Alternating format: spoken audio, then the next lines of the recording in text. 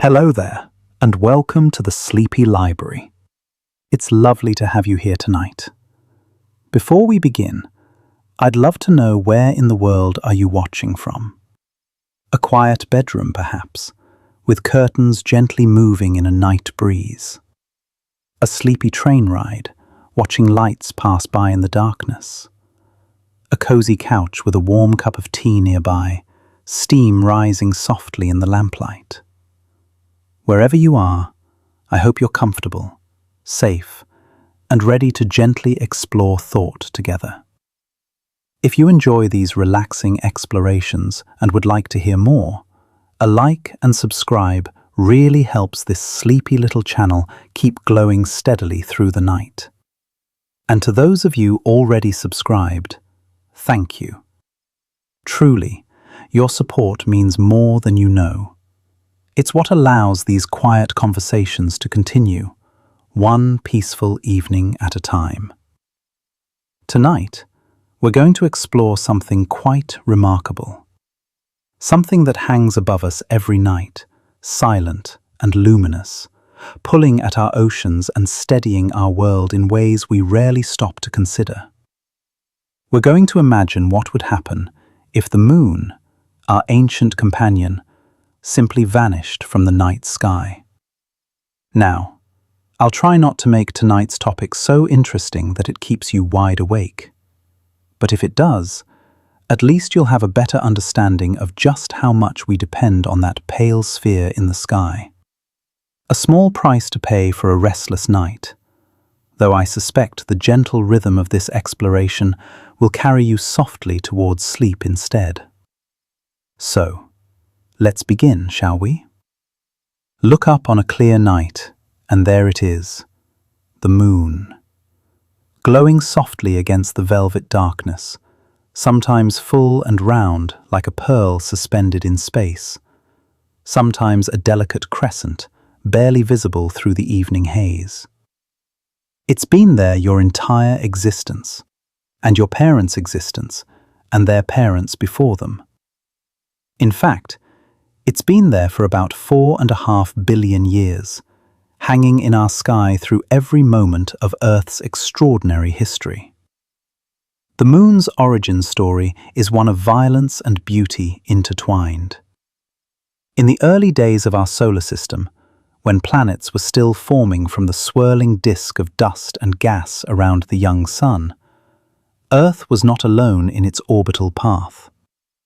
Scientists believe there was another planetary body, roughly the size of Mars, occupying a stable gravitational point in Earth's orbit.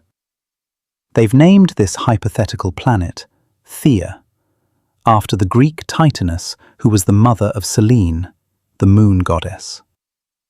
It's a fitting name for what would become the moon's parent.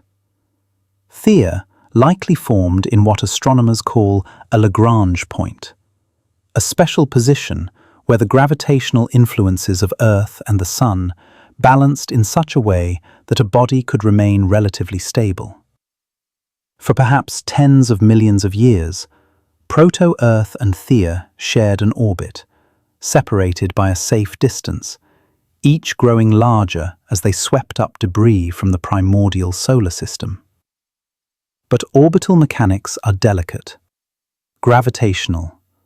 Perturbations from other planets, particularly Venus and Jupiter, can nudge bodies out of their stable configurations, and eventually, that's exactly what happened.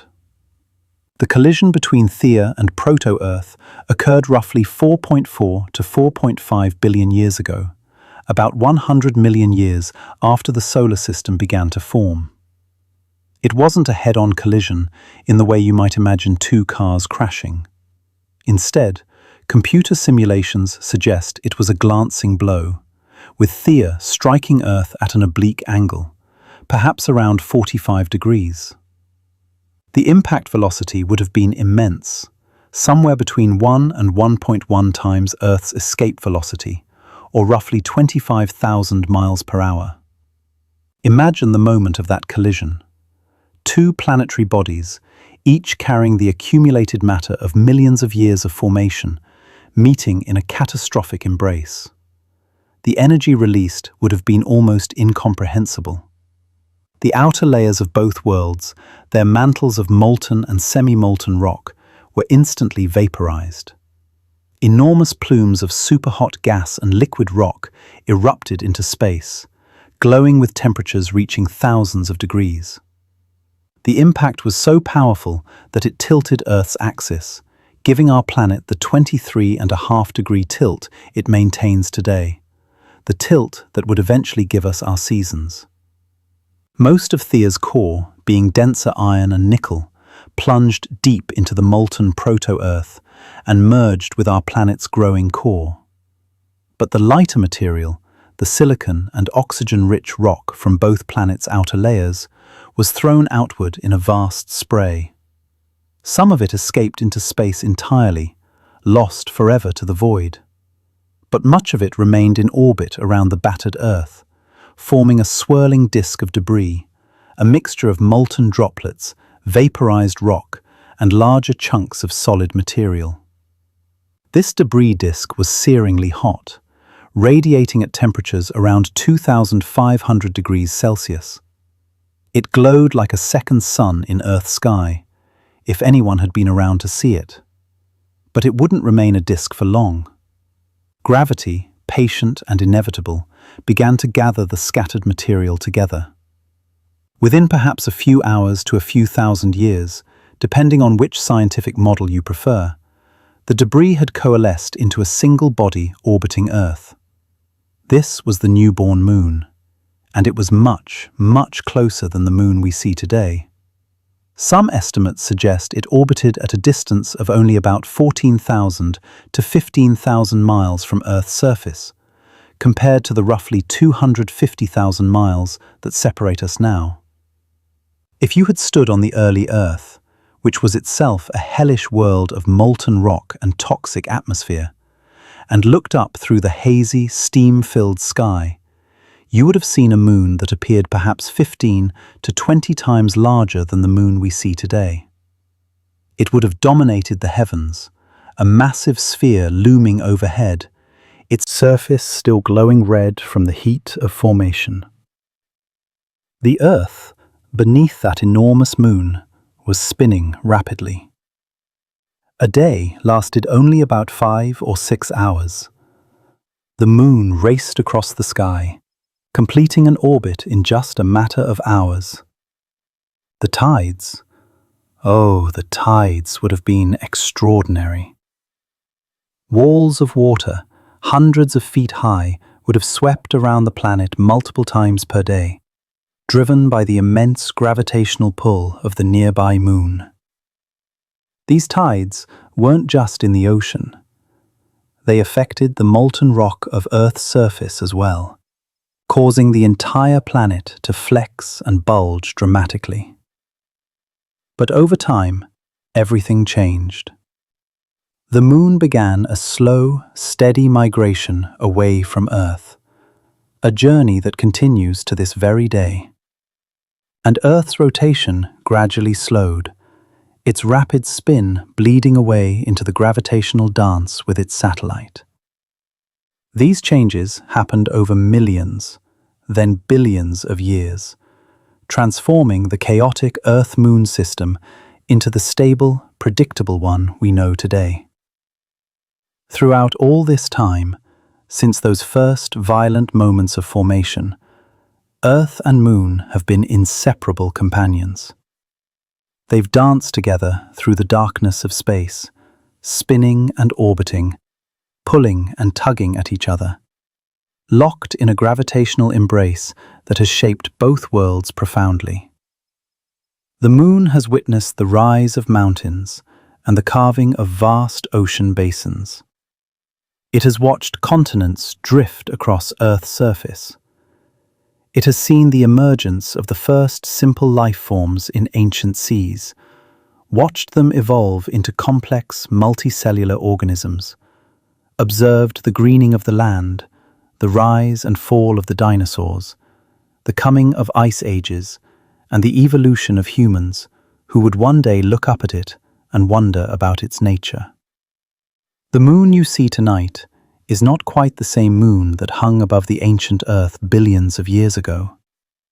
It's farther away now, and growing more distant with each passing year. We know this with remarkable precision, because during the Apollo missions, astronauts placed special reflectors on the lunar surface. Scientists on Earth can bounce laser beams off these mirrors and measure the time it takes for the light to return. Through these measurements, we've determined that the moon is receding from Earth at a rate of roughly 1.5 inches, or about 3.8 centimeters per year. Now, 1.5 inches per year doesn't sound like much, and it isn't on human timescales. Over your entire lifetime, the moon will retreat by perhaps 120 inches, or about 10 feet, hardly noticeable. But multiply that by millions of years, and the distances become significant. 1,000,000 years from now, the moon will be about 24 miles farther away. 100 million years from now, about 2,400 miles farther. And 1 billion years from now, about 24,000 miles more distant than it is today. At this rate, it would take tens of billions of years for the moon to drift beyond Earth's gravitational influence entirely. And that will never happen, because our sun doesn't have that much time left. In about 5 billion years, the sun will exhaust the hydrogen fuel in its core and begin to expand into what's called a red giant. It will swell to perhaps 100 times its current diameter, possibly engulfing Mercury and Venus entirely. Earth might survive at the edge of the sun's outer atmosphere, but it will be scorched and lifeless. And the moon, whether it's still in orbit or has been consumed as well, will certainly cease to be the serene satellite we know today.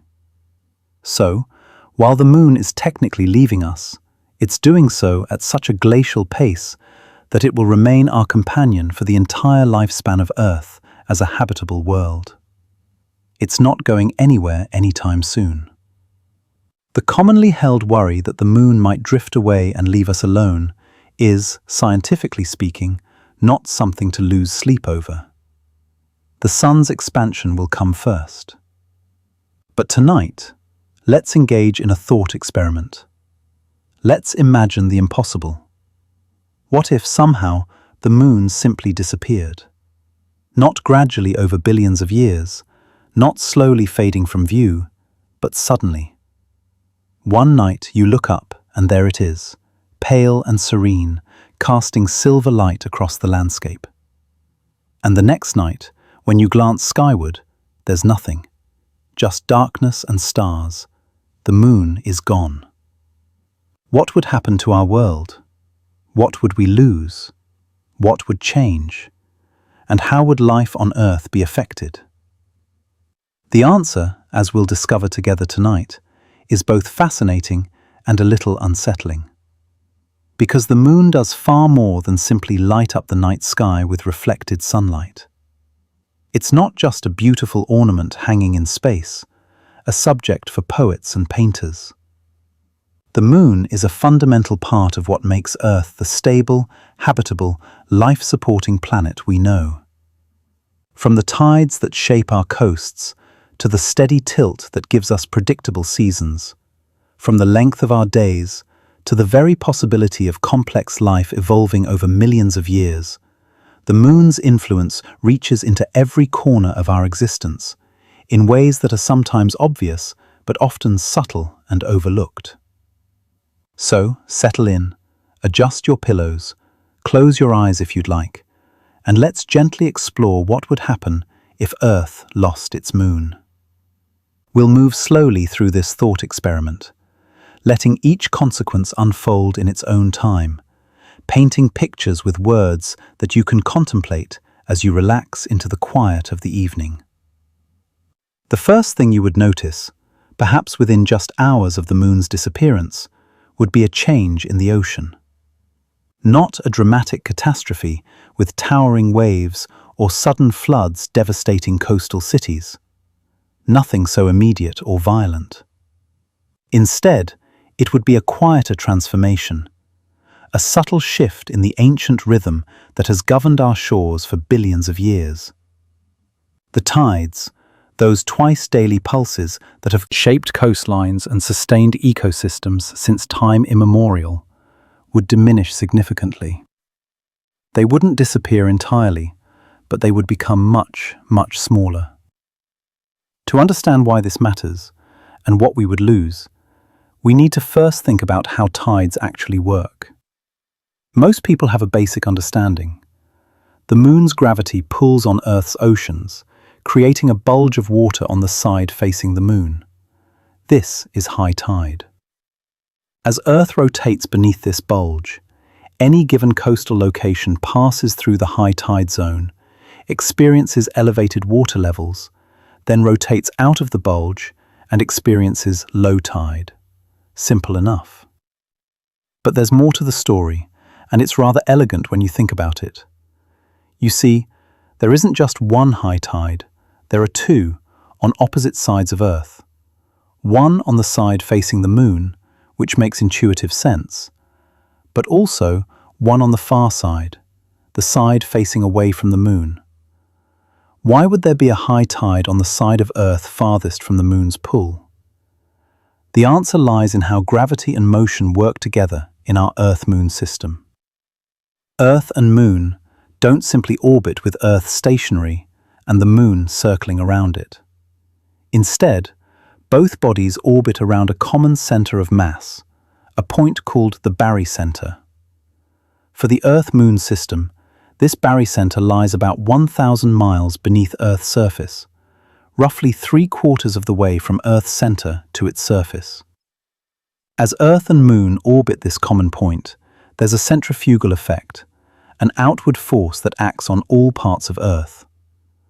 On the side of Earth closest to the moon's gravitational pull is stronger than this centrifugal effect, so water is pulled toward the moon, creating a tidal bulge. On the far side of Earth, the moon's gravitational pull is weaker, and the centrifugal effect dominates, causing water to bulge outward away from the moon. The result is two bulges of water on opposite sides of the planet, with low tides in the regions between them. As Earth rotates beneath these bulges, spinning once every 24 hours, most coastal locations pass through two high tides and two low tides each day. The timing of these tides shifts by about 50 minutes each day, because the moon is also moving in its orbit around Earth, taking about 29.5 days to complete a full circuit. This creates a beautiful, predictable rhythm that mariners, coastal communities, and countless species of marine life have depended on for all of recorded history and far beyond. But the moon isn't the only celestial body affecting our tides. The sun also creates tidal forces on Earth. In fact, the sun's overall gravitational pull on our planet is far stronger than the moon's, which might seem to suggest that solar tides should dominate. But tidal forces depend not just on the strength of gravity, but on how much that gravity varies across the distance of Earth's diameter. Because the sun is so far away, its gravitational pull doesn't vary much from one side of Earth to the other. The moon, being much closer, has a weaker overall pull, but a stronger differential pull across Earth's diameter. When you work out the mathematics, it turns out that the moon's tidal effect is about 2.2 times stronger than the sun's. This means that the moon is responsible for roughly 68% of the tidal force we experience, while the sun contributes about 32%. They work together, and their relative positions create interesting patterns. When the sun, Earth, and moon align, which happens during new moons and full moons, their gravitational effects combine. The tidal bulges from the sun and moon add together, creating what are called spring tides. These are the highest high tides and the lowest low tides. The name has nothing to do with the season of spring. It comes from the idea that the tides spring forth with extra vigor. When the sun and moon are at right angles to each other, during the moon's first and third quarter phases, their gravitational effects partially cancel each other out. The solar tides pull in a different direction than the lunar tides, diminishing the overall tidal range. These are called neap tides, from an Old English word meaning barely sufficient. They're the smallest tides, with high tides that aren't very high and low tides that aren't very low. This interplay between lunar and solar tides creates a monthly cycle that governs the rhythm of coastal life. Fishermen know when the spring tides will provide the best access to tidal flats. Coastal engineers plan around the extreme water levels that spring tides can bring.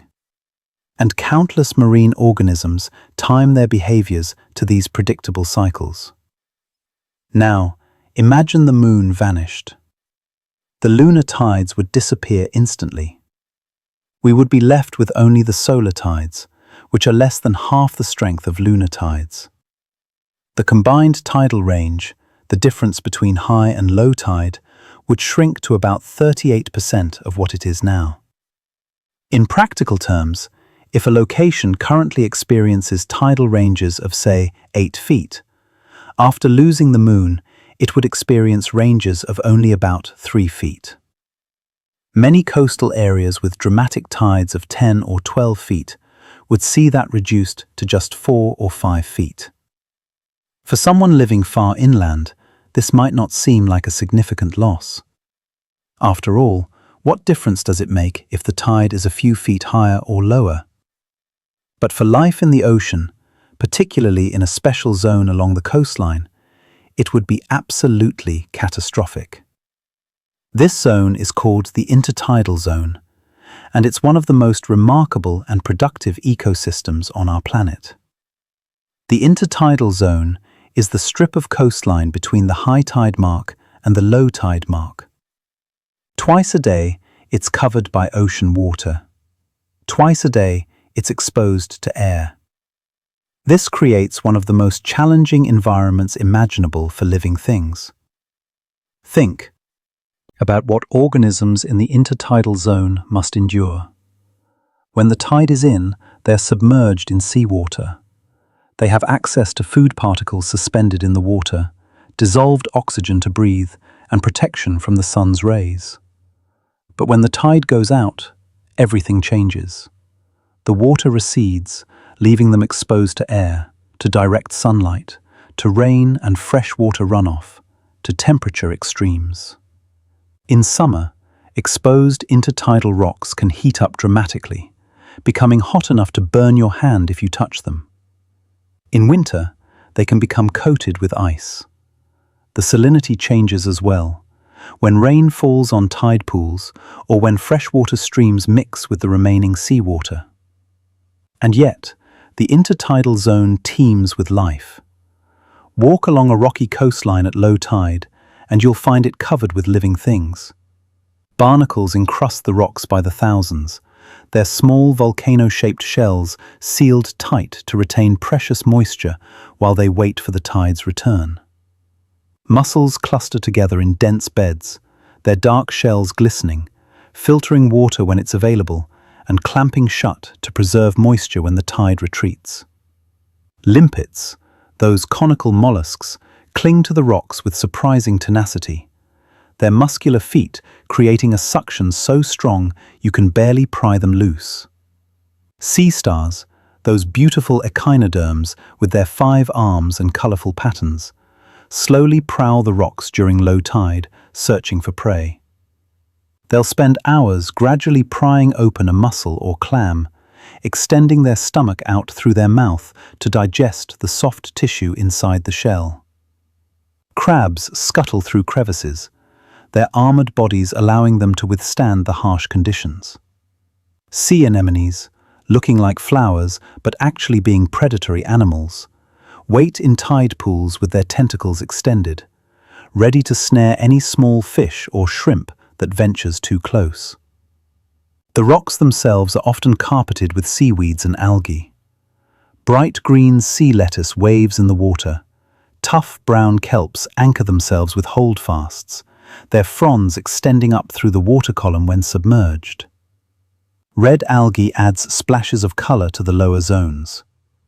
These marine plants, technically not true plants, but photosynthetic organisms, form the base of the food web, creating energy from sunlight and nutrients. The intertidal zone is typically divided into several subzones, each with its own characteristic community of organisms adapted to different levels of exposure. The spray zone, at the very top, is only wetted by ocean spray during high waves and storms. Organisms here, like certain hardy barnacles and periwinkle snails, can survive days or even weeks without being submerged. The high intertidal zone is covered only during the highest tides, so it's exposed to air for long periods. Animals here must be exceptionally tolerant of desiccation and temperature extremes. The mid-intertidal zone is covered and uncovered roughly equally with each tidal cycle, creating a more balanced but still challenging environment. And the low intertidal zone is exposed only during the lowest tides, particularly the extreme spring tides. This zone is the richest in diversity and abundance because conditions are least harsh. Organisms here can be more specialized, less hardy in their adaptations to air exposure. This entire ecosystem, with its zones and communities and intricate food webs, depends absolutely on the predictable rhythm of the tides. The regular advance and retreat of the ocean brings in fresh, oxygenated water, carrying nutrients and food particles. It flushes away waste products. It maintains the temperature and salinity within tolerable ranges. And perhaps most importantly, it creates a gradient of conditions that allows different species to carve out their own niches, reducing competition and promoting diversity. Certain species have evolved to depend not just on tides in general, but on the specific patterns created by the interaction of lunar and solar tides. Take the California grunion, a remarkable fish that has synchronized its entire reproductive cycle to the tides. Grunion are small, silvery fish that spend most of their lives in the ocean. But during spring and summer, from March through August, something extraordinary happens. On specific nights following new and full moons, when the spring tides are at their highest, female grunion ride the waves onto sandy beaches. They dig themselves tail first into the wet sand above the normal high tide line and lay their eggs. Male grunion curve around the females and fertilize the eggs as they're deposited. Then the fish return to the ocean with the next wave. The entire spawning process takes just a few minutes, but thousands upon thousands of fish participate, creating a spectacle that draws human observers as well.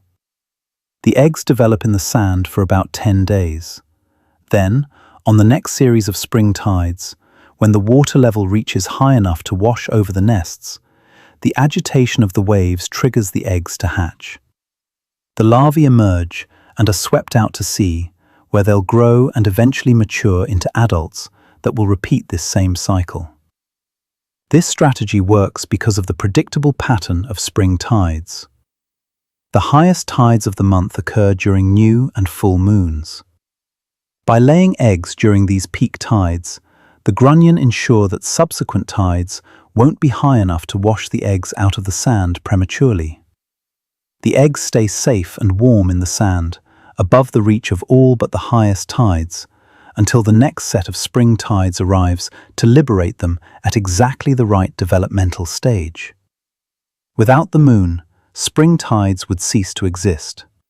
The tidal range would be much smaller, and there would be no monthly cycle of higher and lower tides. The grunion's entire reproductive strategy would fail. Similar reproductive strategies exist for other species around the world.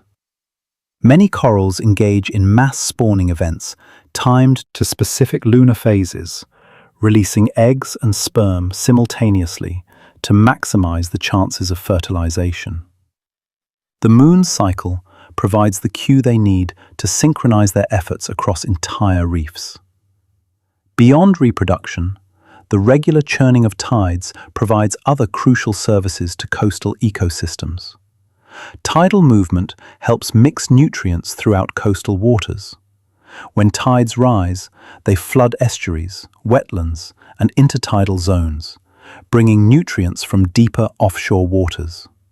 When they fall, they carry nutrients from land-based sources out to sea. This constant exchange maintains productivity and prevents stagnant conditions. Tidal currents help distribute larvae and seeds of marine organisms, allowing species to colonize new areas.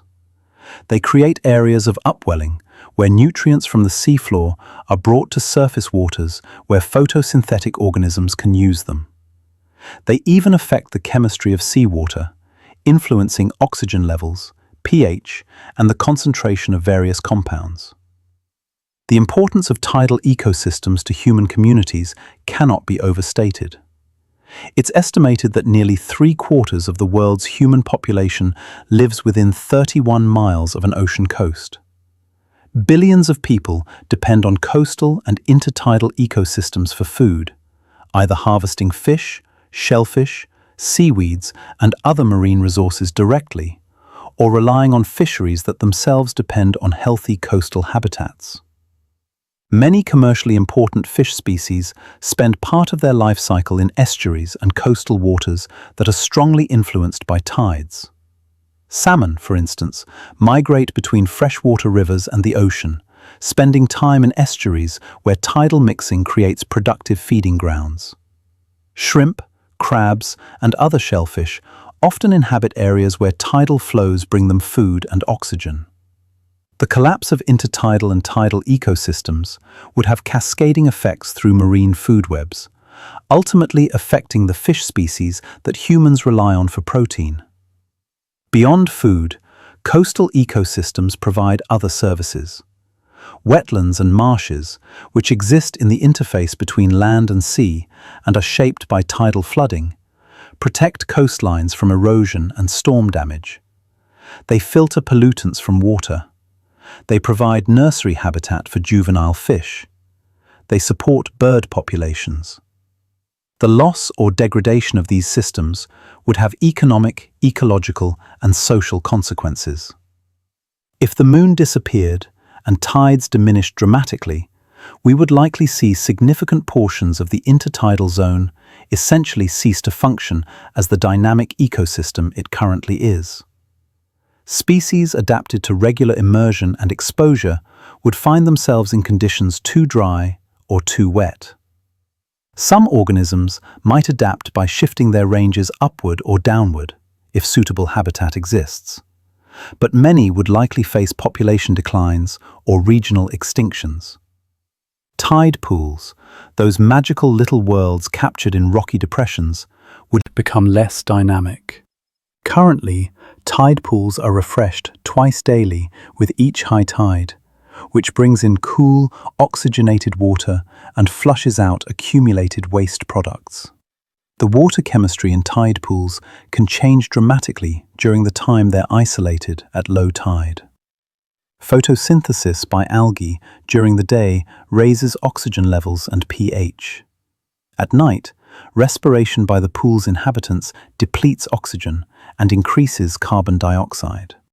Temperature can fluctuate widely, especially in shallow pools. Evaporation during sunny low tides increases salinity.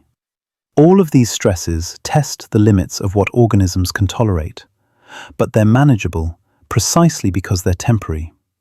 When the next high tide arrives, the pool is flushed with fresh seawater. Conditions are reset and life continues. With much smaller tides, many tide pools would become more isolated, more cut off from the ocean's moderating influence. Water chemistry would become more extreme. Oxygen depletion might become severe enough to cause organism demises. The diverse communities of sea slugs, sea urchins, hermit crabs, sea anemones, and small fish that currently thrive in tide pools would struggle. There's another effect of tides that's easy to overlook, but quite significant. Coastal erosion and deposition. The twice-daily advance and retreat of the ocean, combined with the action of waves, shapes our coastlines in profound ways. Waves crash against rocky cliffs, gradually wearing them down through physical abrasion and chemical dissolution. The resulting sediments are transported by tidal currents and deposited elsewhere, creating beaches, sandbars, and barrier islands. Sandy beaches exist in a constant state of flux, with sand being moved offshore during storms and back on shore during calm periods, shifted along the coast by longshore currents and redistributed by tidal flows. The size and type of sand or sediment found on a beach is partly determined by the energy environment, which is influenced by tidal range. Estuaries, where rivers meet the sea, are profoundly affected by tides. The mixing of fresh river water with salty ocean water, driven by tidal currents, creates a unique environment with brackish water and specialized communities of organisms. Tidal flows help flush sediments from estuaries and redistribute nutrients. They create complex patterns of water circulation that affect everything from fish migration to the distribution of pollutants. All of this would slow down dramatically without the moon's strong tidal influence. Coastal erosion would continue, driven by wave action and solar tides, but at a reduced rate. The dynamics of beaches and estuaries would change. Some coastlines might become more stable, which at first glance might seem beneficial. Less erosion means less land loss, right? But erosion isn't purely destructive. It's part of a natural cycle that creates and maintains the very coastal habitats we value. Deltas, those fertile areas where rivers deposit sediment as they enter the sea, exist because of the balance between sediment input from the river and sediment redistribution by tides and currents. Wetlands, barrier islands, and beaches all depend on sediment movement. Without the regular, strong tidal forces to shape and reshape the coastline, many of these dynamic habitats would become more static, potentially less diverse, less productive, and less resilient to change. So the first major consequence of losing the moon would be felt in our oceans and along our coasts. Tides would diminish to a fraction of their current strength. The intertidal zone, that ribbon of life between land and sea, would be dramatically affected. Species that have evolved over millions of years to thrive in the rhythmic pulse of the tides would face unprecedented challenges. Many would likely perish. Coastal ecosystems that billions of people depend on for food and livelihoods would be fundamentally altered, diminished in their productivity and diversity.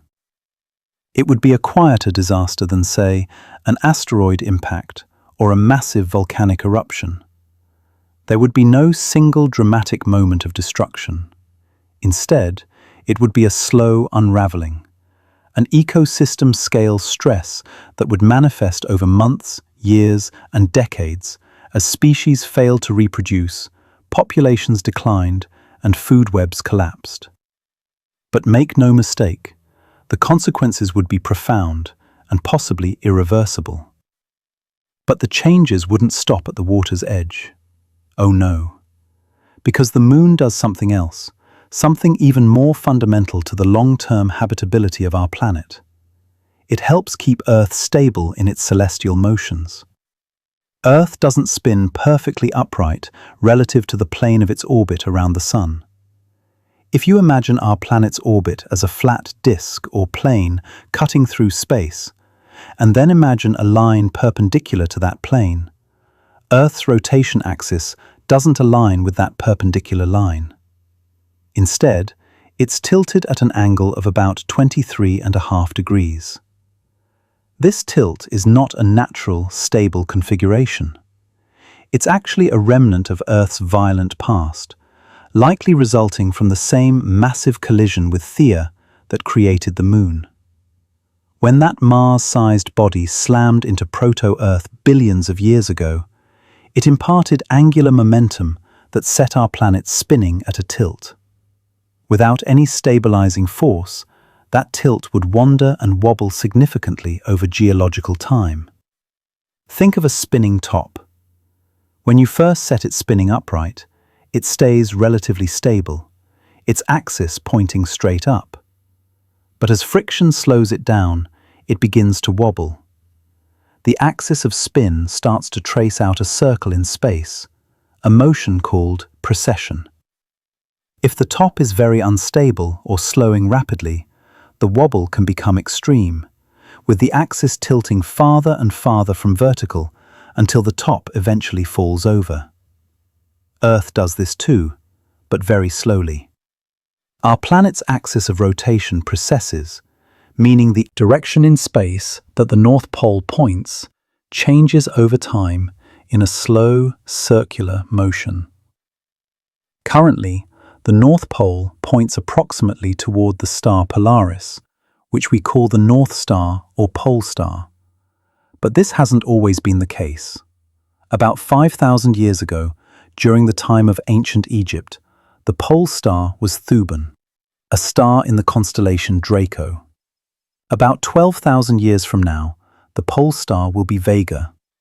And about 26,000 years from now, having completed a full circuit, Polaris will again be our pole star. This 26,000-year cycle of precession is known as the precession of the equinoxes. It's a relatively gentle wobble that changes the direction of Earth's axis, but doesn't significantly change the angle of the tilt itself.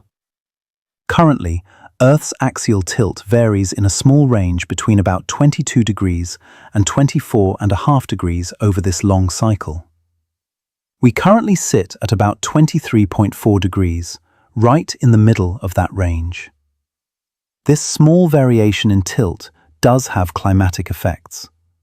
It's one of the factors in the Milankovitch cycles, named after Serbian scientist Milutin Milankovic, who calculated how variations in Earth's orbit and orientation affect the distribution of sunlight and contribute to the onset and end of ice ages. But a 2.5-degree variation over 26,000 years is gradual enough that climate and ecosystems can adapt. The reason Earth's wobble is so well behaved, so constrained to this relatively small range, is the Moon. The Moon's gravitational pull acts on Earth's equatorial bulge. You see, Earth isn't a perfect sphere. Because it rotates, there's a centrifugal effect that causes the planet to bulge slightly at the equator. The diameter from the North Pole to the South Pole is about 27 miles less than the diameter measured at the equator. This makes Earth an oblate spheroid, slightly flattened at the poles and bulging at the middle. The Moon's gravity pulls on this equatorial bulge in a way that creates a torque, a twisting force on Earth's rotation. This torque acts to pull Earth's equatorial plane into alignment with the plane of the Moon's orbit. It's this gravitational tugging that actually causes the precession of Earth's axis. But paradoxically, by causing the axis to precess relatively quickly, the Moon prevents it from precessing in more chaotic and extreme ways. The Sun also contributes to this precession, but the Moon's effect is stronger because it's so much closer. The combined influence of the Moon and Sun creates what's called lunisolar precession. And it's this mechanism that keeps Earth's axial tilt stable within its narrow range. Without the Moon, everything would change. Studies conducted in the early 1990s by French astronomer Jacques Lascar and his colleagues suggested that without the Moon's stabilizing influence, Earth's axial tilt could vary chaotically, potentially swinging anywhere from 0 degrees, meaning the axis points straight up and down, perpendicular to the orbital plane, to 85 degrees or more, meaning Earth would essentially be lying on its side in its orbit. More recent simulations, using modern computers with greater processing power, suggest the variations might be somewhat smaller than Laska's original calculations, perhaps 10 to 25 degrees more than our current range, rather than the full 0 to 85 degree swing. But even these more conservative estimates indicate significant instability compared to what we experience now. Imagine what different axial tilts would mean for Earth's climate and seasons. Currently, with a tilt of 23.4 degrees, we have 4 distinct seasons. During summer in the northern hemisphere, that hemisphere is tilted toward the sun, receiving more direct sunlight and experiencing longer days. The sun rises higher in the sky, its rays strike the surface more directly, and more energy is absorbed. This creates warmer temperatures. 6 months later, during winter, the northern hemisphere tilts away from the sun. Sunlight arrives at a more oblique angle, days are shorter, less energy is absorbed, and temperatures drop. The southern hemisphere experiences the opposite pattern, creating its summer when the north has winter. This seasonal cycle is strong enough to be noticeable, driving the progression from spring to summer to fall to winter, affecting plant growth cycles, animal migrations, weather patterns, and ocean currents. But it's also moderate enough to be manageable. The temperature differences between summer and winter, while significant, aren't so extreme that they make large regions uninhabitable. Now imagine if Earth's tilt increased to 45 degrees. The seasonal contrasts would become much more severe. During summer, the sun would rise much higher in the sky at high latitudes, potentially becoming directly overhead at latitudes as high as 45 degrees north or south. Polar regions would experience continuous sunlight for long periods, with temperatures rising dramatically. During winter, these same regions would experience prolonged darkness and brutal cold. The tropics, meanwhile, might become more moderate in some ways, as the sun wouldn't always be directly overhead, but they would experience wild seasonal swings as well. At even more extreme tilts, say 70 or 80 degrees, Earth would essentially be rolling around the sun on its side. During summer in the northern hemisphere, the North Pole would point nearly directly at the sun, experiencing 6 months of continuous sunlight. The entire Arctic region would bake under constant solar radiation. Meanwhile, the equator would receive only glancing sunlight and would become much cooler. The South Pole would be in complete darkness, experiencing extreme cold as it radiated heat into space without receiving any solar energy in return. Half a year later, the situation would reverse. The South Pole would bake, the North Pole would freeze, and the equatorial regions would again receive minimal sunlight. The climate swings would be absolutely enormous. Temperatures at the poles during their summer might soar to tropical levels, melting any ice and creating conditions unlike anything that exists on modern Earth. During winter, they would plunge to temperatures far below anything currently experienced, possibly colder than the Antarctic winter, which already sees temperatures drop below -100 degrees Fahrenheit. The equatorial regions, currently the warmest part of the planet, might become temperate or even cold, at least for parts of the year. The traditional climate zones, tropical, temperate, and polar, would be scrambled beyond recognition. And these aren't static conditions. Remember, without the moon, Earth's tilt would vary over time. So the climate wouldn't settle into a new extreme state and stay there. Instead, it would constantly change as the tilt wobbled chaotically over periods of perhaps a few million years. 1 million years, Earth might have a tilt of 20 degrees and relatively normal seasons. A few million years later, the tilt might be 50 degrees and seasons would be extreme. A few million years after that, it might drop to 10 degrees, creating a world with barely any seasonal variation at all. Life would be subjected to repeated, drastic climate reorganizations, each one potentially driving species to extinction before they could adapt. Consider what this would mean for ice ages. Currently, Earth's climate varies between glacial periods, when large ice sheets cover much of the continents in high latitudes, and interglacial periods, like the one we're currently experiencing, when the ice retreats to smaller polar ice caps.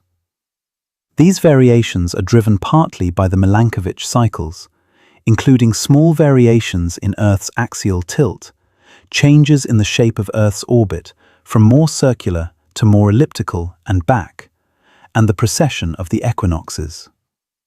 A tilt variation of just a degree or two can trigger or end an ice age by changing how much sunlight reaches high latitudes during summer, which determines whether winter snow accumulation is melted away or allowed to persist and build up year after year.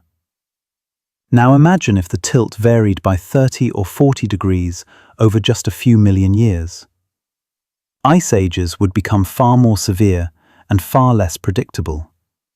At low tilts, equatorial regions would remain warm, but polar regions would receive little sunlight even during their summer, potentially leading to massive ice accumulation. At high tilts, polar regions might become too warm to sustain ice sheets, but other parts of the planet might cool dramatically. The entire pattern of glaciation would become chaotic. Complex life, the kind that takes millions of years to evolve specialized adaptations to particular environments, would face enormous challenges. Imagine a species that has evolved to live in a temperate forest zone at mid-latitudes. Over a few million years, as Earth's tilt changes, that forest zone might shift dramatically in latitude. The species would need to migrate to stay in suitable climate conditions. But migration requires accessible habitat. If mountains, oceans, or other barriers block the way, the species might be trapped in deteriorating conditions and go extinct. Plants, which can't move except through seed dispersal, would be particularly vulnerable. A forest that has taken thousands of years to establish could be subjected to climate conditions it's not adapted for, conditions that might favor entirely different plant communities. The result would be ecosystem disruption on a massive scale, repeated over and over as the tilt continued to vary. For simpler life forms, like bacteria and archaea, this might not be catastrophic.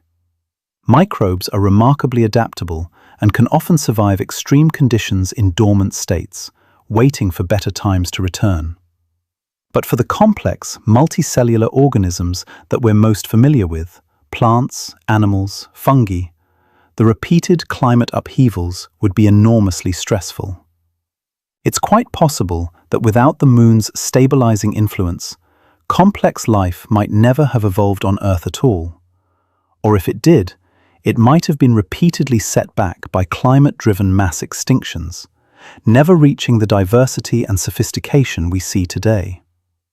The long, relatively stable climb from single-celled organisms to the explosion of multicellular diversity in the Cambrian period, to the colonization of land, to the complex ecosystems of forests, grasslands, and coral reefs, all of this might have been impossible in a world with chaotic axial tilt variations.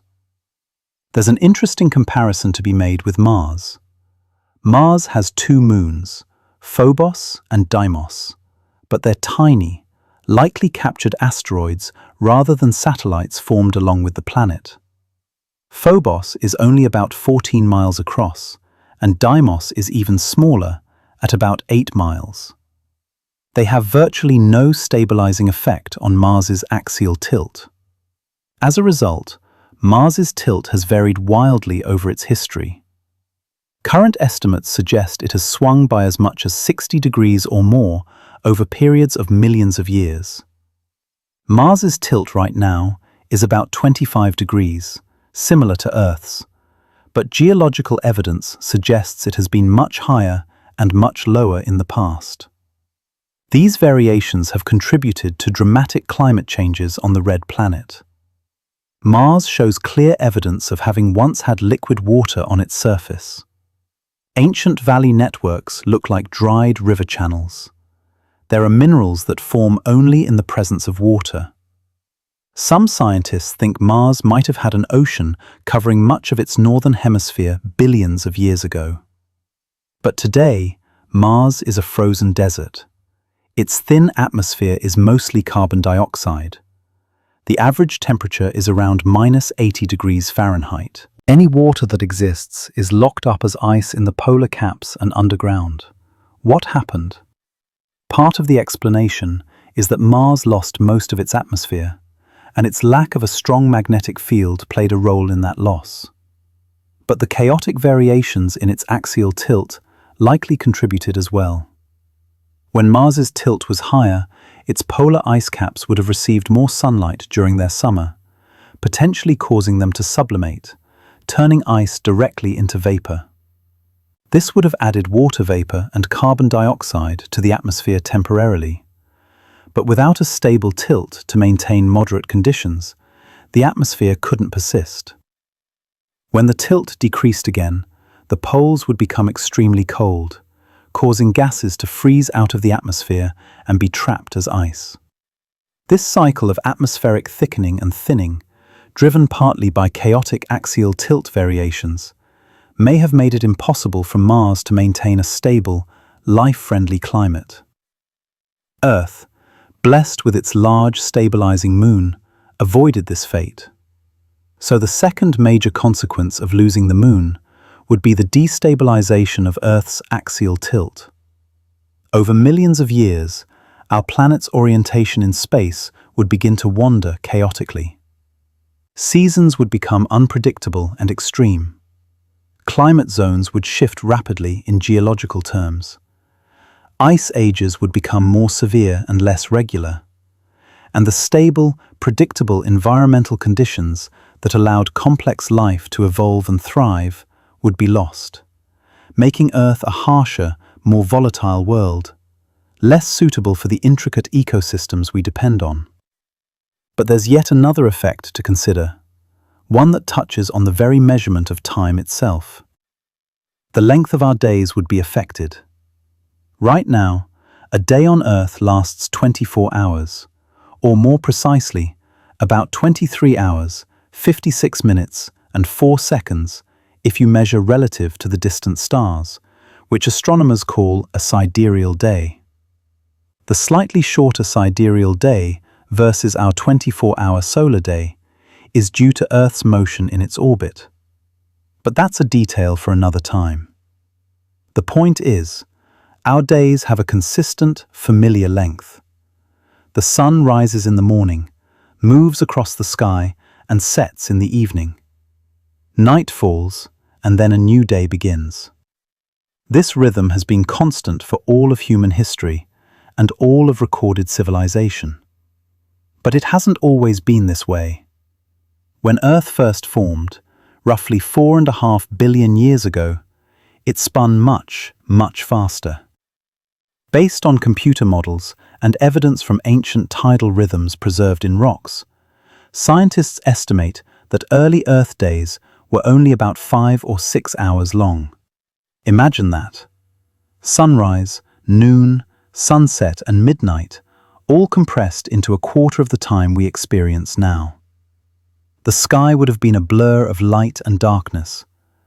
The young Earth would have been a dramatically different place in many ways, not least because it was still mostly molten from its formation and the impact with Theia. Over billions of years, Earth has gradually slowed down, and the primary brake on our rotation has been the Moon. The mechanism is elegant and involves those tides we discussed earlier. As the Moon pulls on Earth's oceans, creating bulges of water, Earth continues to rotate beneath those bulges. But there's friction between the moving water and the seafloor, and between the water and the solid Earth. This friction acts as a brake, gradually slowing Earth's rotation. But it's a bit more complex than simple friction. Because Earth rotates, the tidal bulges don't align perfectly with the Moon. The bulges are carried slightly ahead of the Moon by Earth's rotation. This means the gravitational pull between the Moon and the tidal bulges isn't perfectly aligned either. The Moon pulls back on the bulges, creating a torque that opposes Earth's rotation, slowing it down. At the same time, Newton's third law tells us that every action has an equal and opposite reaction. If the moon is pulling back on Earth's tidal bulges and slowing our rotation, then Earth's tidal bulges must be pulling forward on the moon, speeding it up in its orbit. And indeed, that's exactly what happens. The moon gains orbital energy and moves into a higher, more distant orbit. Earth slows down, and the moon moves farther away. Both effects are consequences of the same tidal interaction, and they balance out to conserve the total angular momentum of the Earth-Moon system. This process has been going on for billions of years. We can see evidence of it in the fossil record. Certain corals and other marine organisms create growth rings, similar to tree rings, that record daily and monthly cycles. Ancient fossils of these organisms show more growth rings per year than modern specimens, indicating that there were more days in a year in the past. Since the length of a year, Earth's orbital period around the Sun has remained relatively constant. This means days must have been shorter. Detailed studies of these fossils suggest that about 600 million years ago, during the Cambrian period when complex life was first diversifying, a day was roughly 21 hours long. A billion years ago, days might have been around 18 or 19 hours. 2 billion years ago, perhaps 17 hours. The further back you go, the shorter the days become, until you reach the early Earth with its 5 or 6 hour days. Currently, Earth's rotation is slowing at a rate of about 1.7 milliseconds per century. That's incredibly gradual, almost imperceptibly slow. Over the course of your entire lifetime, days will lengthen by only a tiny fraction of a second. You would never notice it. But multiply that by thousands of centuries, by millions of years, and the effect becomes significant. This gradual slowing will continue. Billions of years into the future, if nothing else intervenes, Earth's rotation will slow so much that a day will eventually become as long as a month. At that point, Earth will be tidally locked to the moon, always showing the same face to it, just as the moon is currently tidally locked to Earth and always shows us the same side. When that happens, the tidal bulges will be perfectly aligned with the moon. There will be no more tidal friction to slow Earth's rotation, and the system will be in a stable equilibrium. But that will take an enormously long time, far longer than the Sun has left as a stable, life-supporting star. So Earth will never actually reach that final tidally locked state under natural conditions. Now, here's the thing. Without the moon, this braking effect would be much, much weaker. The Sun also creates tides on Earth, and those solar tides also create a small amount of friction that slows our rotation. But the Sun's tidal effect is only about 32% as strong as the moon's, and its slowing effect on Earth's rotation is correspondingly much smaller. If the moon had never existed, or if it disappeared, Earth's rotation would still slow down due to solar tides and other factors like friction in the molten core and the redistribution of mass as ice sheets form and melt. But the rate of slowing would be dramatically reduced. Days would remain closer to their current length for far longer, possibly until the Sun expands into a red giant and renders such considerations moot. At first blush, this might sound beneficial. After all, who wants days to get longer? But remember, we're not talking about the future here. We're talking about history. The moon's influence on Earth's rotation has been an integral part of our planet's evolution for billions of years. Those shorter days in Earth's past meant different things at different times. The faster rotation would have affected atmospheric circulation patterns, creating stronger Coriolis effects that would have influenced wind patterns and ocean currents differently than they behave today. The distribution of heat from the equator to the poles might have been different. Weather systems might have been faster moving or more intense. As life evolved from simple single-celled organisms to complex multicellular forms, the length of the day was part of the environmental backdrop, gradually changing but always present. Circadian rhythms, the internal biological clocks that organisms use to anticipate the day-night cycle, evolved in this context. Many organisms, from bacteria to plants to animals, have circadian rhythms that help them time their activities, like when to photosynthesize, when to feed, when to sleep, when to reproduce. These rhythms evolved to match the actual length of the day. As days gradually lengthened over hundreds of millions of years, organisms adapted. But the change was slow enough that adaptation was possible. Without the moon, the entire history of day length would have been different. We can't say for certain how this would have affected the evolution of life, but it's one more variable that would have been altered. One more way in which Earth's history would have unfolded differently. So the moon's influence on Earth's rotation is yet another fundamental aspect of our planet's identity. Lose the moon, and you change the very rhythm of time on Earth. Not just now, but throughout the entire history of our world. Let us turn our attention now to something perhaps more immediate, more connected to human experience: the night sky itself. Step outside on a clear night when the moon is new, when it's positioned between Earth and the sun, and its illuminated side faces away from us. Look up. You'll see stars scattered across the darkness like diamonds on velvet. If you're lucky enough to be somewhere far from city lights, somewhere rural and dark, you might see the pale band of the Milky Way arching overhead.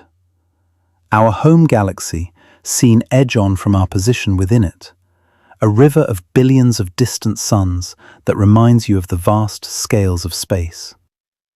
Now imagine that every single night was like that.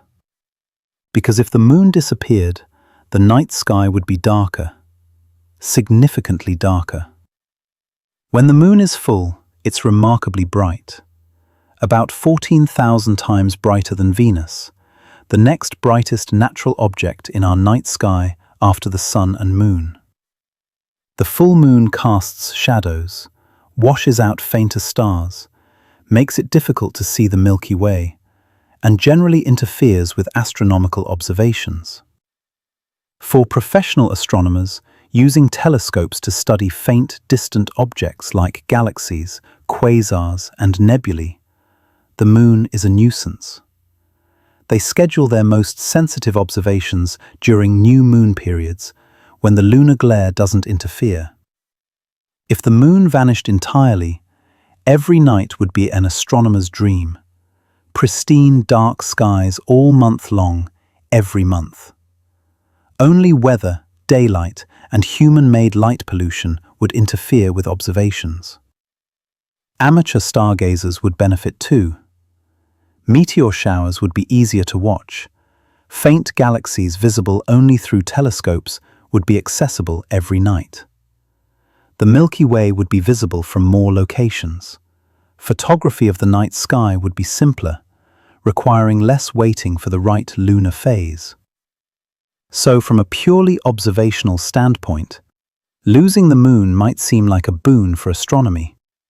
But oh, what we would lose in other ways. Throughout all of human history, and likely before that in our evolutionary ancestors, the moon has been more than just a celestial object. It has been a presence, a companion, a source of wonder and inspiration. Every culture on Earth has myths and stories about the moon. It's been worshipped as a deity, associated with feminine cycles and fertility, linked to transformation and madness, used as a symbol in art and poetry beyond counting. The moon has been our primary way of marking time for most of human existence. The lunar cycle, from new moon to full moon and back, takes approximately 29.5 days.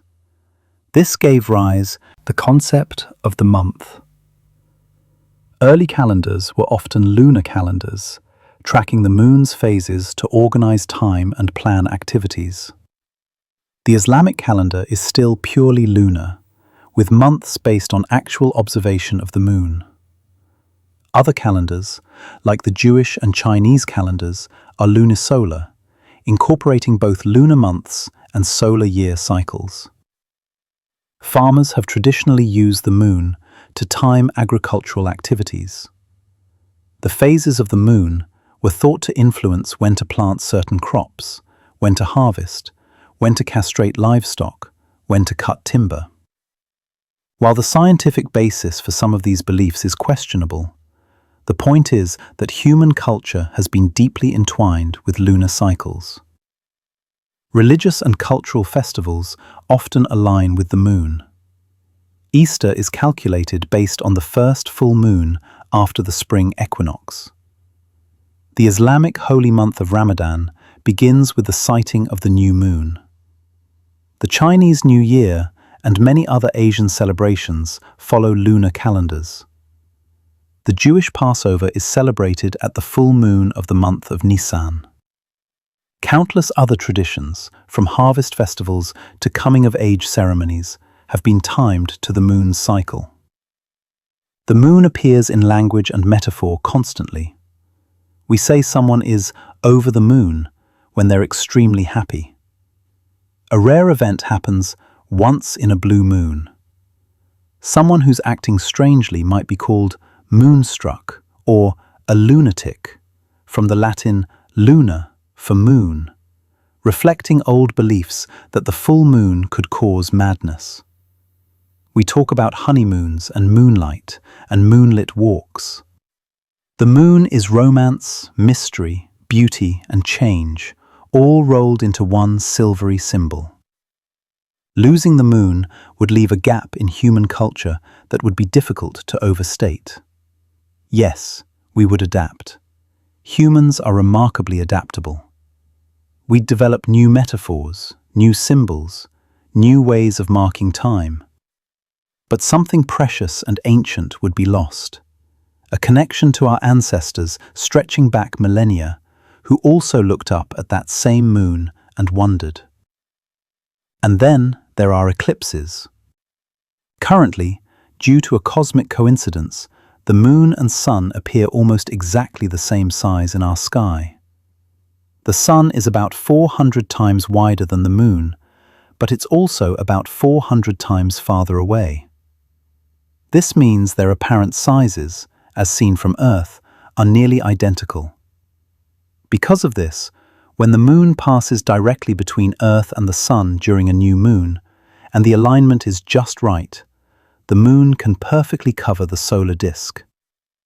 This creates a total solar eclipse.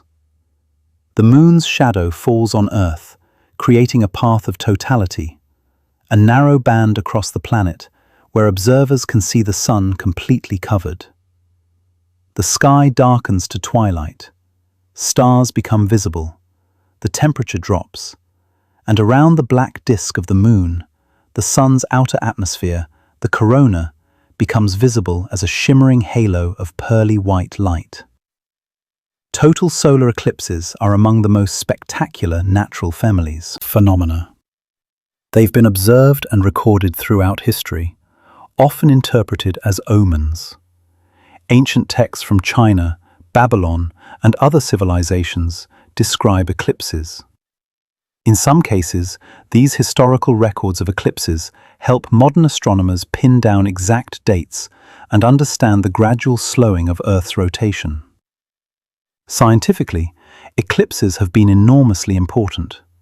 The corona, the sun's outer atmosphere, is normally invisible because the sun's bright surface, the photosphere, overwhelms it. But during a total eclipse, with the photosphere blocked, the corona becomes visible. Early studies of the corona during eclipses revealed its surprisingly high temperature, millions of degrees, hotter even than the sun's surface. This was a puzzle that led to important discoveries about magnetic fields and solar physics. The famous 1919 eclipse observations by Sir Arthur Eddington provided crucial evidence for Einstein's general theory of relativity. Einstein had predicted that gravity would bend light and that starlight passing near the Sun would be deflected slightly. During a total eclipse, when stars near the Sun became visible, Eddington measured their positions and found they were indeed shifted from their normal positions by the amount Einstein predicted. This helped confirm general relativity and made Einstein a household name. If the Moon disappeared, solar eclipses would cease to exist. We would lose this spectacular phenomenon, this opportunity for scientific observation, this source of awe and wonder. We would also lose lunar eclipses, which occur when Earth passes between the Sun and Moon, casting Earth's shadow onto the lunar surface. During a total lunar eclipse, the Moon doesn't disappear completely, because Earth's atmosphere refracts some sunlight around the planet and onto the Moon, giving it a deep reddish color, sometimes called a blood moon. Beyond eclipses, the Moon provides something simpler: light at night. Not bright light, not artificial street lamp illumination, but gentle, natural light. Before electricity, before gas lamps and candles were common, people relied on moonlight for many nighttime activities. Full moon nights were particularly valuable. You could travel by moonlight, work outside, read a book if the moon was bright enough and your eyes were adapted. This might seem quaint or irrelevant now, in an era of ubiquitous artificial lighting. But for most of human history, the moon was our primary source of nighttime illumination, aside from fire. Its absence would have made nights much darker and more dangerous. For nocturnal animals, moonlight is genuinely significant. Many creatures are active at night, and the amount of light available affects their behavior. Predators that hunt at night, like owls, cats, and some species of bats, often have better success on nights with some moonlight. They can see their prey more easily. But this also means prey animals are more vulnerable. As a result, many prey species alter their behavior based on the lunar phase. Some become less active during full moons, hiding more to avoid predators. Others might be more active during full moons because they can also see predators approaching. The specific strategies vary by species and ecosystem, but the lunar cycle clearly affects behavior. Studies have documented these effects in various animals. Certain seabirds time their visits to nesting colonies to avoid full moon periods, when predatory gulls can see them more easily. Some rodents reduce their foraging during bright nights. Fish in coral reefs show different activity patterns depending on moonlight. In African savannas, lions hunt more successfully on darker nights, while their prey is more vigilant on moonlit nights. If the moon vanished, all these behavioral patterns would change.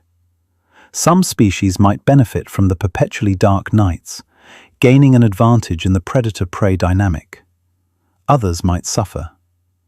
The ecological relationships that have evolved over millions of years with the lunar cycle as a factor would be disrupted. Populations might shift. Some species could decline while others thrive.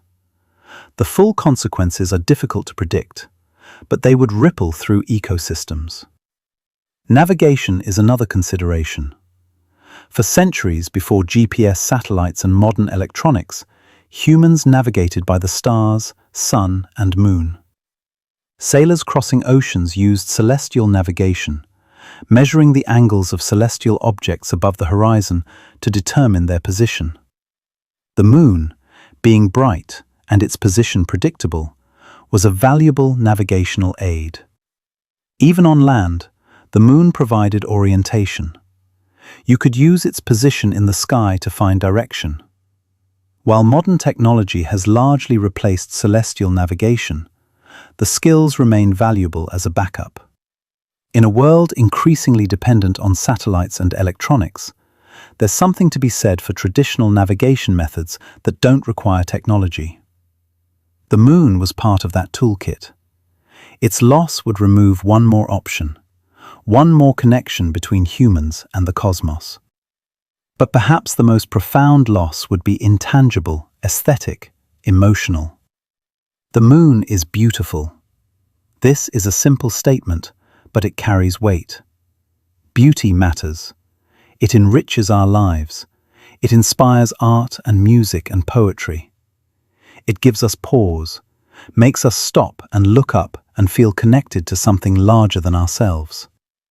On a clear night, when the full moon rises above the horizon, huge and golden, there's a sense of magic.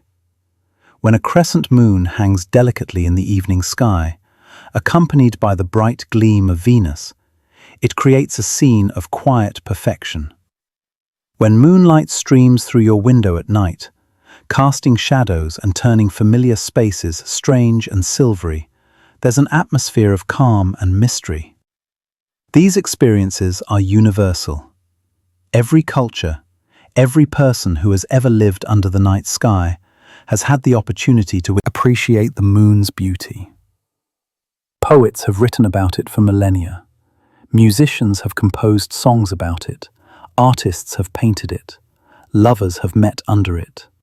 Children have gazed at it and wondered about the face they see in its markings. There's something deeply comforting about the moon's constancy. In a world of change and uncertainty, the moon cycles through its phases, reliable and predictable. Whether you're happy or sad, whether times are good or bad, whether you're home or far away, you can look up and see the moon, following its ancient pattern, indifferent to human concerns, but somehow reassuring in its presence. Losing that would be losing a piece of human experience, a piece of what connects us to our ancestors and to each other. We would adapt, certainly, but the night sky would be emptier, lonelier, less enchanting without that pale sphere hanging overhead. Now, let us consider some other, more speculative consequences, effects that are less certain but still worth contemplating. The moon's gravitational pull doesn't affect only the oceans. It also affects Earth's solid crust. The rock and soil of our planet actually rises and falls slightly in response to the moon's gravity, a phenomenon called earth tides or body tides. The effect is small, only a few centimeters, but it's measurable with sensitive instruments. As the moon orbits Earth, the solid planet flexes gently, bulging slightly toward and away from the moon. Without the moon, this flexing would cease. Does it matter? Possibly. The Earth is not a static ball of rock. It's a dynamic planet with a molten core, a slowly convecting mantle, shifting tectonic plates, and active volcanoes. All of these processes involve the movement and stress of rock under tremendous pressures and temperatures. Some researchers have speculated that earth tides might play a role in triggering earthquakes or volcanic eruptions. The idea is that the small additional stress from tidal flexing could be the final push that causes a fault to slip or a magma chamber to erupt, especially if those geological features were already close to their breaking point. It's like the final straw that breaks the camel's back. The evidence for this is mixed. Some statistical studies have found weak correlations between earthquake timing and tidal stress, suggesting there might be a small effect. Other studies have found no correlation. The consensus among seismologists is that if earth tides do influence earthquake timing, the effect is very small and only matters for earthquakes that were going to happen anyway in the near future. Tides don't create earthquakes. They might just nudge the timing slightly. Similarly, for volcanoes, some studies have suggested that tidal stress might influence the timing of eruptions, but the effect appears to be minimal. Volcanic eruptions are driven primarily by the buildup of pressure from magma rising from deep within the Earth, the accumulation of gases, structural properties of the rock surrounding the magma chamber. Tidal stress is a tiny factor compared to these main drivers.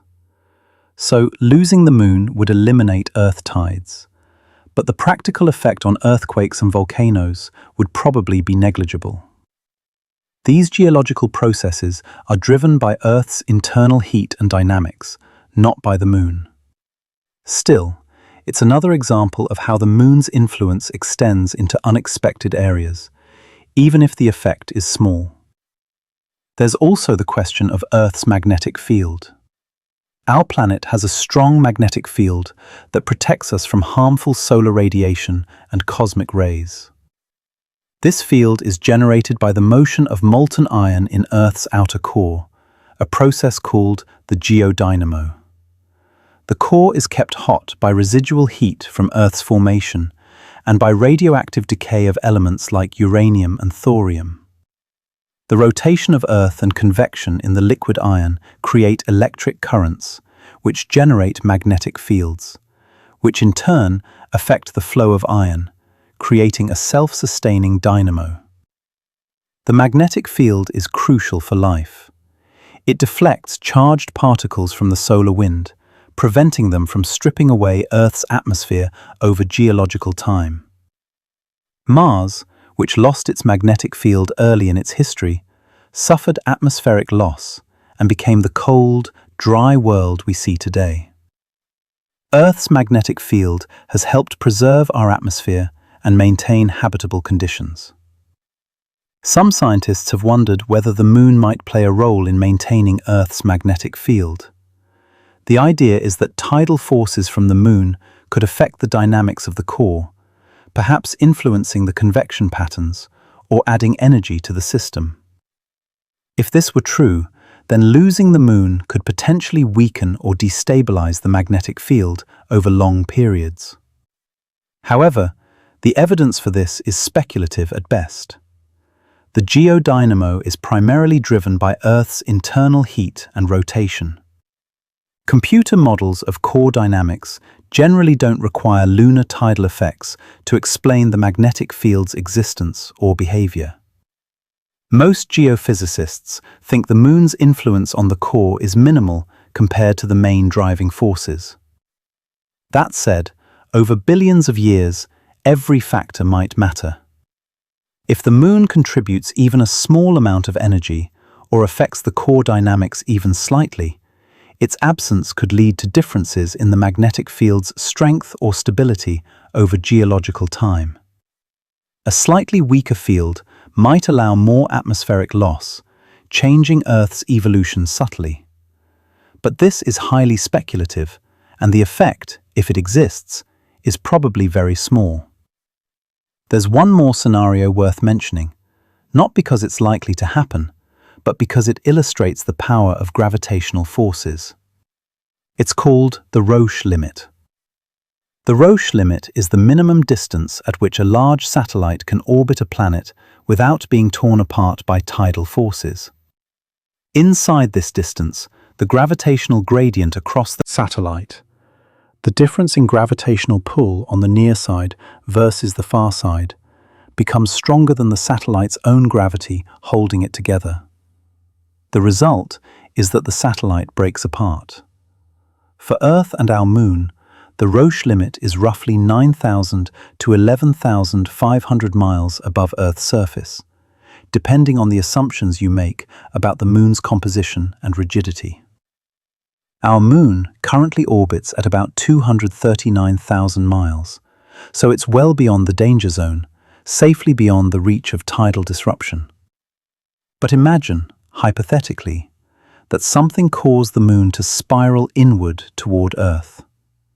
Perhaps a massive asteroid impact gave it a nudge. Perhaps some gravitational interaction with another body altered its orbit.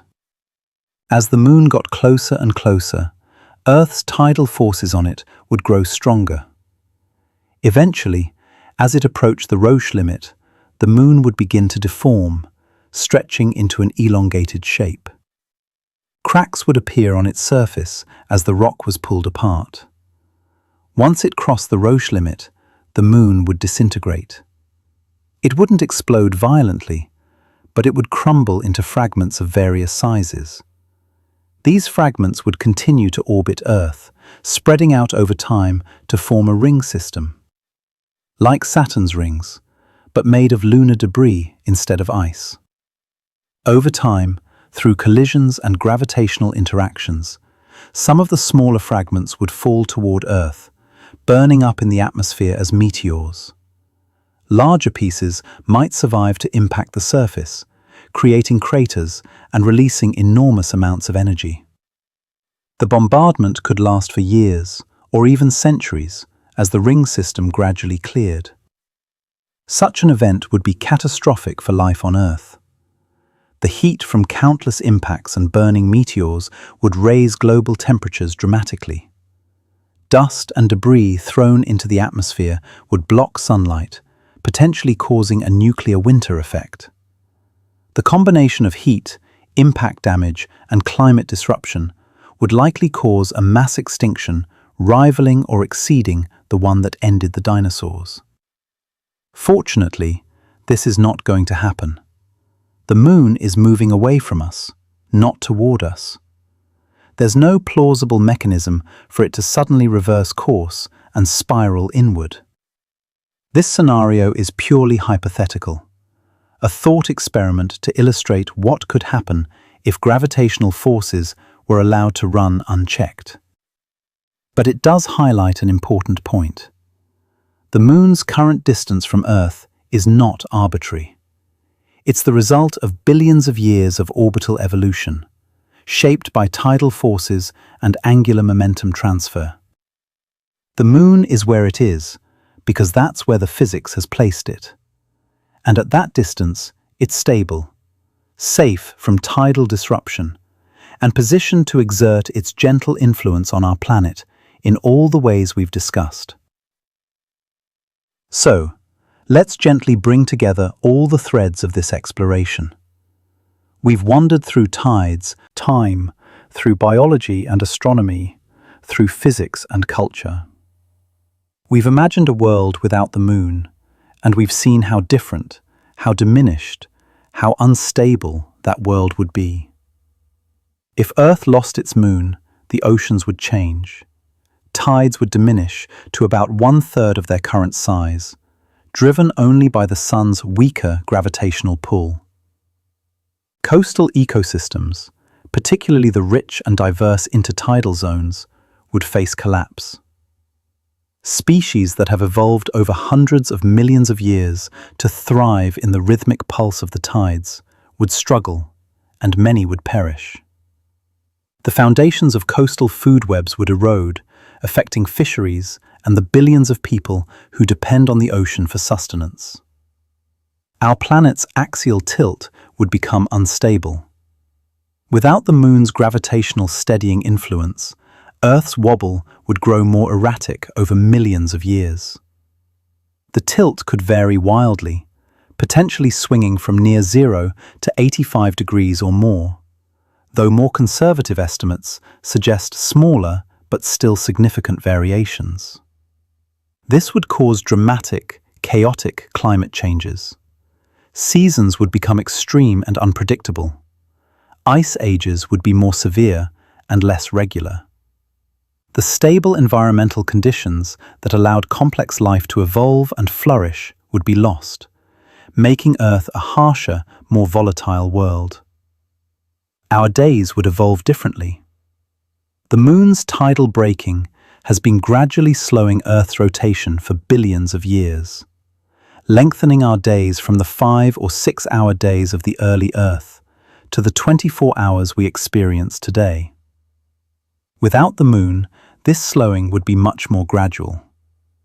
The entire history of day length on Earth would have been different, affecting everything from atmospheric circulation patterns to the evolution of biological circadian rhythms.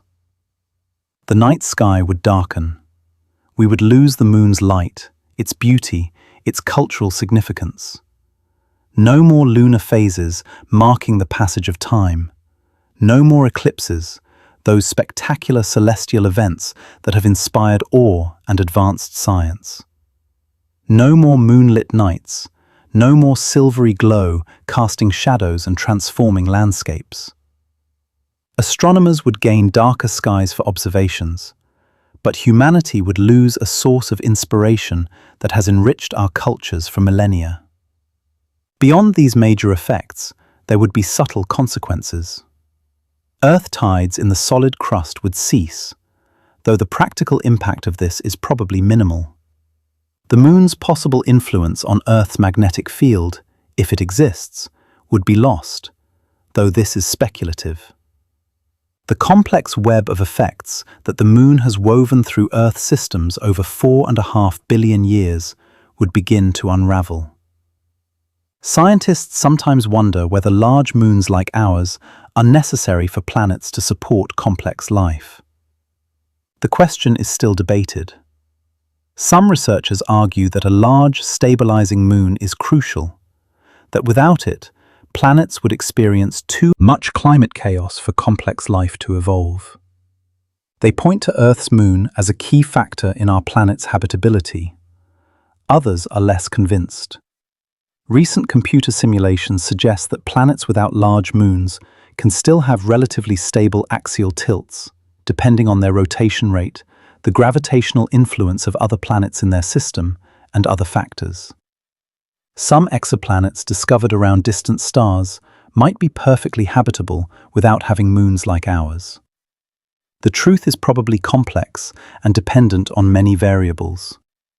For Earth specifically, the Moon has undoubtedly been important. It's part of our planet's history, woven into the fabric of how our world has evolved. Would Earth still be habitable without it? Probably, in some form. Would complex life have evolved? Possibly, though perhaps along different paths. Would humans exist? That's impossible to say, given how contingent our evolution has been on specific environmental conditions. But one thing is clear. Earth with the Moon is the world we know. It's the world that has nurtured life in all its diversity, from the simplest bacteria to the most complex ecosystems. It's the world that has provided a stable enough environment for intelligence to emerge, for consciousness to ponder its own existence, for civilizations to rise and contemplate the stars. The Moon is not just a satellite. It's a partner, a companion that has shaped our planet in profound ways. It steadies our rotation, moderates our climate, stirs our oceans, lights our nights, and inspires our dreams. To lose it would be to lose something fundamental, something that has been with us since the violent birth of the Earth-Moon system 4.5 billion years ago. And so, as we come to the end of tonight's journey, perhaps the most important thing to carry with you is this: appreciation. The next time you step outside on a clear evening and see the moon, whether it's a slender crescent barely visible in the twilight or a full glowing orb hanging overhead like a lantern in the darkness, take a moment to truly see it, to appreciate it, to feel gratitude for its presence. Think about the tides it creates, rising and falling along countless shores, sustaining ecosystems, shaping coastlines. Think about the stability it provides, keeping Earth's axis from wobbling chaotically, giving us predictable seasons and stable climates. Think about the light it casts, gentle and silvery, illuminating the night for billions of years. Think about all the humans who have looked up at that same moon, felt the same wonder, and been comforted by its constancy. We are fortunate to have such a moon. Among the planets of our solar system, Earth's moon stands out. Venus has no moon at all. Mercury has none. Mars has 2 tiny captured asteroids that barely count.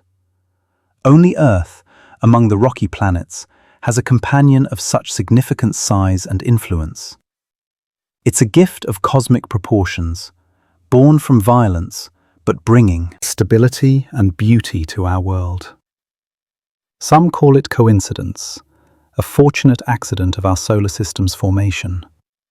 Others suggest it might not be so rare, that many habitable planets might have large moons, because the same processes that make planets suitable for life also favor moon formation. We don't yet know. We're only beginning to study exoplanets in detail, to catalogue their properties, to search for worlds like our own. But we do know this. We should not take our moon for granted. It's precious, it's irreplaceable, and it's fundamental to the world we inhabit, in ways both obvious and subtle, both physical and spiritual, both measurable and ineffable. So tonight, as you settle into sleep, let your thoughts wander upward one more time. Imagine the moon, hanging silently in the darkness of space, 200,000 miles away, pulling at our oceans with invisible fingers of gravity, tugging gently at Earth's axis, keeping our world stable. Imagine the ancient surface of the moon, cratered and marked by billions of years of impacts, a record of our solar system's violent history. Imagine the astronauts who walked there, the only humans to ever stand on another world, looking back at Earth rising above the lunar horizon. Imagine all of this, and then, gently, let yourself feel grateful. Grateful for the moon's presence, for the countless ways it makes life on Earth possible, for its beauty and its mystery. Because without it, our world would be a lonelier place, a darker place, a less stable place.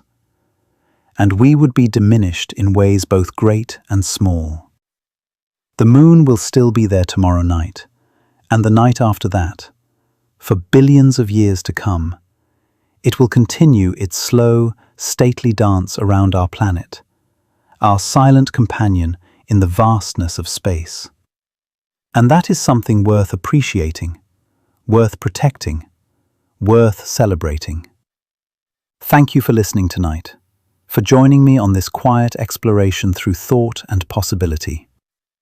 Whether you're still wide awake, gently relaxing into the soft edges of sleep, or already halfway through a dream, I hope you've enjoyed this journey. We've wandered far together, from the violent birth of the Earth-Moon system to the intricate ecosystems of tidal zones, from the mathematics of orbital mechanics to the poetry of moonlit nights. But the moon is still there. It will still be there when you wake. And perhaps tomorrow evening, or the night after, you'll step outside, look up, and see it glowing softly in the darkness. And maybe, just maybe, you'll feel a little closer to it, a little more aware of the invisible threads that connect you to that distant sphere, a little more grateful for its presence in our sky. From the Sleepy Library, good night. Rest well, dream softly. Let your worries fade like stars at dawn. Remember that you have done enough for today. You have thought and wondered and learned. Now it's time to close your eyes, to let your breathing slow, to allow yourself to simply be. The moon is watching over the world tonight, steady and patient and beautiful, just as it has for billions of years, just as it will for billions more. And in that constancy, there is comfort. In that ancient dance between Earth and moon, there is stability. And in that pale light filtering through your window, there is peace.